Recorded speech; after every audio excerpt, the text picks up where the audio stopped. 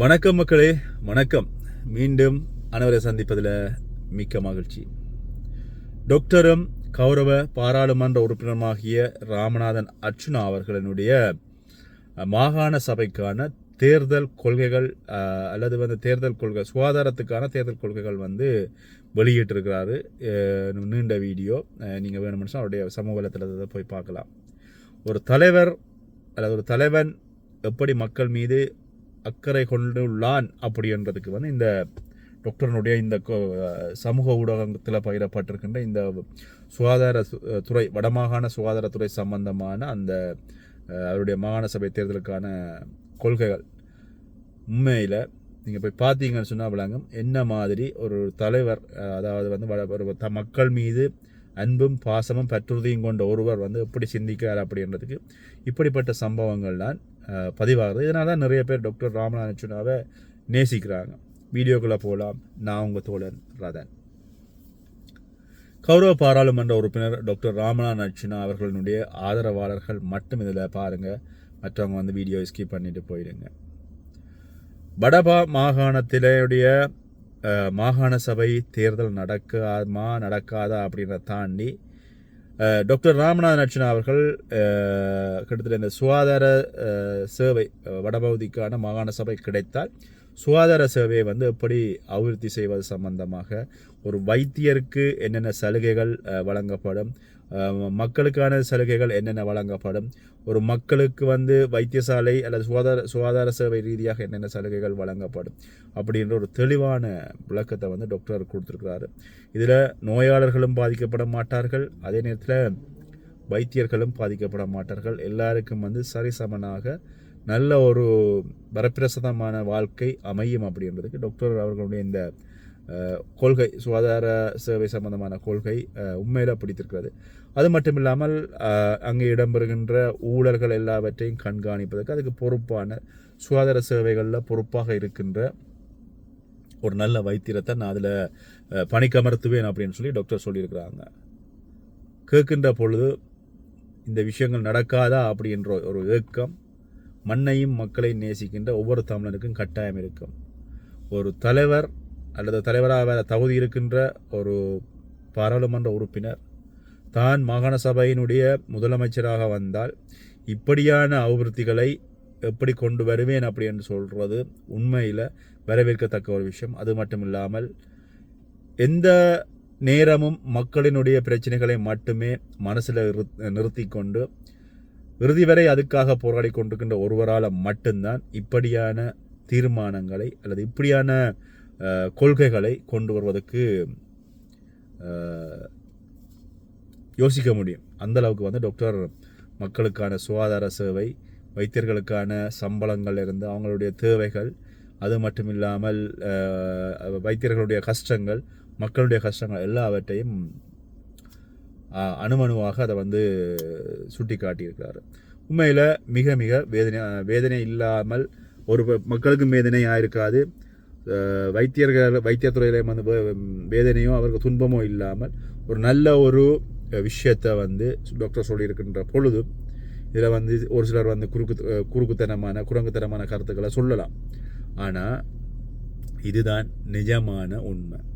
இந்த இதில் ஒரு சிலர் பார்த்தீங்கன்னு சொன்னால் இன்னமும் டாக்டர் அவர்கள் சுட்டி காட்டுகின்ற ஒரு சிலர் இன்னமும் தங்களுக்கு தான் தெரியுமன்ற மாதிரி டாக்டரோட வீடியோக்கள் எடுத்து வச்செல்லாம் கருத்துக்கள் சொல்கிறாங்க. முதல்ல அவங்கள பொறுத்தவரையில் தேவை காசாக இருக்கின்ற பட்சத்தில் யாரையாவது அவமானப்படுத்தி தூற்றி கேவலப்படுத்தி கருத்துக்களை சொல்லி தாங்கள் ₹1 2 உழைச்சிடுவோம் அப்படின்னு சொல்லி யோசிப்பவர்களுக்கு டாக்டர் ராமநாதன் அர்ச்சுனா அவர்களுடைய கொள்கைகளோ அல்லது அவருடைய அபிவிருத்தி திட்டங்களோ அல்லது அவருடைய எதிர்கால நோக்கமோ அல்லது அவருடைய மக்கள் மீதான கொண்டிருக்கின்ற அன்பும் பற்றும் என்றைக்குமே புரிய போகிறதில்லை. வெளியிலிருந்து பார்க்கின்ற பொழுது ஒவ்வொருவருக்கும் ஒவ்வொரு விதமாக தெரியும். ஆனால் டாக்டர் ராமநாதன் அர்ச்சுனா அவர்கள் ஒரு மக்களுக்காக, மக்களினுடைய தேவைகளுக்காக கஷ்டப்பட்ட அடித்தட்டு மக்களினுடைய அன்றாட தேவைகளுக்காக தன்னை வருத்துவது மட்டுமில்லாமல் 24 மணி நேரம் அதே சிந்தனையோடு பயணிக்கின்ற ஒருவனால் மட்டும்தான் இப்படியான திட்டங்களை தீட்டுவதற்கு தகுதியுடைய ஒருவராக இருக்கிறார். அதனால தான் டாக்டர் ராமநாதன் அர்ச்சுனாவை நிறைய பேர் இன்னும் அளவுக்கு அதிகமாக நேசித்து கொண்டிருக்கிறதுக்கு வந்து அடிப்படை காரணமாக இருக்கிறது.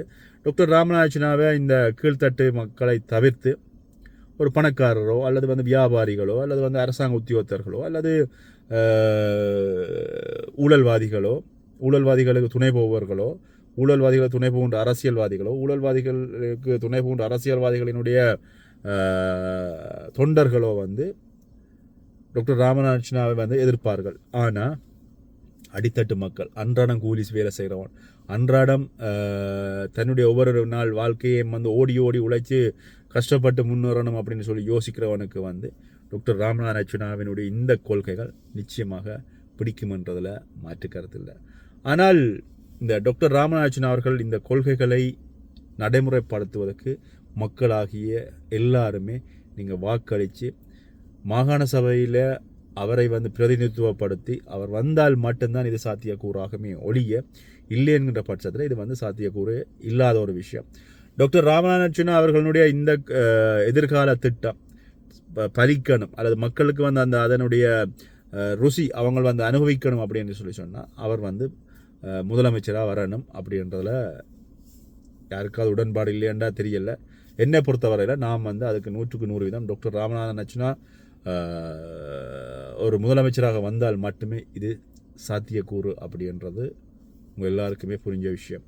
இல்லை, இன்னும் ஒரு விஷயம் என்னென்னு சொன்னால், டாக்டர் ராமநாதன் அவர்களுடைய ஒவ்வொரு அணுவான அடுத்த கட்ட நகர்வுகளும் மிக முக்கியமான நகர்வுகளாகத்தான் இருக்கிறது. நீங்கள் அண்மை காலங்களாக பார்க்கக்கூடியதாக இருக்கிறது. இதில் இந்த பாராளுமன்றத்திலிருந்து டாக்டர் ராமநாதன் அவர்கள் இந்த பதவியை விட்டு விலக்குவதற்கு இன்னும் ஒரு சில மாதங்கள் இருக்குது அப்படின்னு சொல்லியிருக்கிறாரு. அவருடைய காலம் அவர் தான் பாராளுமன்றத்தில் இருக்கின்ற காலத்தில் அடுத்த வரவு செலவு திட்டம் அதுக்கான வாத பிரதிவாதங்கள் நடக்கின்ற பொழுது அந்த இடத்துல இருக்கணும். அதுக்கான யோசிச்சு பாருங்கள். வரவு செலவு திட்டம் வந்தால் என்ன, வராவிட்டால் என்ன, தமிழ் மக்களுக்கு என்ன பிரச்சனை, வரப்போகுது வராதுன்னு சொல்லி தூக்கி எறிஞ்சு போட்டு அவர் தன்னுடைய வேலையை பார்த்துட்டு போகலாம். மற்ற பாராளுமன்ற உறுப்பினர்கள் அப்படி தான் இருக்கிறார்கள். பாராளுமன்றத்தினுடைய வரவு செலவு திட்டம் வருகின்ற பொழுது வரவு செலவு திட்ட பேப்பர் அதில் வச்சுக்கொண்டு தங்களுக்கு உரிய பேசுவதற்கான நேரம் கொடுக்கின்ற பொழுது ஏதோ வந்தோம் நம்ம ஏதோ கருத்தை சொன்னோம் அப்படின்னு சொல்லி போட்டு போயிடுவார்கள். அது எந்த தமிழ் பாராளுமன்ற உறுப்பினர்களாகவும் இருக்கலாம். ஆனால் டாக்டர் ராமநாதன் அவர்கள் தான் இப்போ இந்த பதவியை விட்டுட்டு வந்தேன்னு சொல்லி சொன்னால் தன்னால் வந்து வரவு செலவு திட்டத்தில் வந்து தன்னால் அதுக்கான தன்னுடைய வாத பிரதிவாதங்களை தன்னால் கலந்து கொள்ள முடியாது அப்படின்றதால இப்போ வந்து தன்னை பாராளுமன்ற உறுப்பினராக பாதுகாத்துக் கொள்வதற்கு நீதிமன்ற வழக்குகளிலிருந்து விடுவிப்பதற்கு வந்து யோசிச்சு கொண்டிருக்கிறார். அதுக்கான உதவிகளை கேட்டுக்கொண்டிருக்கிறார் பொதுமக்களிடம், ஆதரவாளர்களிடம். இந்த அளவுக்கு வந்து ஒருவனாவது மக்களினுடைய எதிர்கால நலனை நோக்காக கொண்டு அடுத்த வருஷ வரவு செலவு திட்டத்தினுடைய வரவு செலவு திட்டத்தை பற்றி இப்போவே யோசிக்கிறான்னு சொன்னால் இன்னும் கிட்டத்தட்ட 6 மாதங்கள் கிடக்கு. இந்த வரவு செலவு திட்டம் அப்படி டிசம்பர் அப்படி தான் வரும். டிசம்பரா அல்லது இந்த 6 மாதம் வரவு செலவு திட்டம்னு சொன்னால் இப்போ இந்த அடுத்த மாதங்களில் வரும். இந்த வரவு செலவு திட்டம் அந்த அளவுக்கு வந்து மக்கள் எங்களுடைய தமிழ் மக்களுக்கு வந்து என்ன தர்றாங்க, என்ன போடுறாங்க, என்ன போட மாட்டாங்க, இந்த முறையும் பிச்சை தான் போடுறாங்களா இல்லையா அப்படின்னு சொல்லி தான் இருந்து பார்த்து மக்களுக்காக அங்கே குரல் கொடுக்கணும் அப்படின்னு சொல்லி யோசிக்கின்ற ஒரு பாராளுமன்ற உறுப்பினரை நீங்கள் எங்கேயாவது பார்த்துருப்பீங்களா? சிங்கள பாராளுமன்ற உறுப்பினர்கள், தமிழ் பாராளுமன்ற உறுப்பினர்கள், இந்த 76 77 வருட இலங்கை அரசாட்சியில் வந்து எப்போயாவது யாராவது இருந்ததை நீங்கள் எங்கேயாவது பார்த்துருந்தீங்கன்னு சொன்னால் கமெண்ட் பண்ணுங்கள். இந்த பாராளுமன்ற உறுப்பினர் மக்களுக்காக வந்து தன்னுடைய குரலை கொடுத்தார் அப்படின்னு சொல்லி நீங்கள் கமெண்ட் பண்ணலாம்.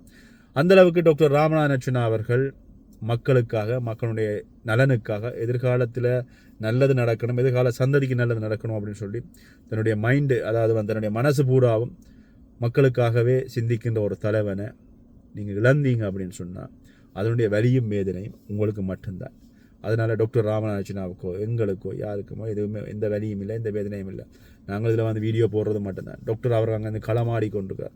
பாராளுமன்றமாக இருக்கலாம், சிங்கள குகையாக இருக்கின்ற அந்த பகுதியாக இருக்கலாம், எங்களுடைய வடபகுதியாக இருக்கலாம். வடபகுதியின் ஊழல்வாதிகளினுடைய ஆதரவாளர்கள் ஊழல்வாதிகளுக்கிலிருந்து தனி மனிதனாக போராடி ஒவ்வொரு டிசிசி கூட்டங்கள் எல்லாம் போய் நின்றோன்னு இந்த ஊழல்வாதிகளுக்கிலிருந்து கத்துறது, அவங்களுக்கு குரல் கொடுக்குறது, அவங்களோட சண்டை போடுறதே உயிரை துச்சமாக நினைச்சு கொண்டு அதுக்குள்ளே போகலாம். எவன் எப்போ அங்கேருந்து கல்லால் அறிவான், அல்லது வந்து எந்த ஊழல்வாதி கத்தியால் அறிவான், எந்த ஊழல்வாதி அங்கேருந்து ஆளை வச்சு அடிப்பான், எந்த ஊழல்வாதி வர்ற நேரங்களில் காரம் மறைப்பான் அப்படின்ற விஷயங்கள் எல்லாமே வந்து யோசிக்கணும்.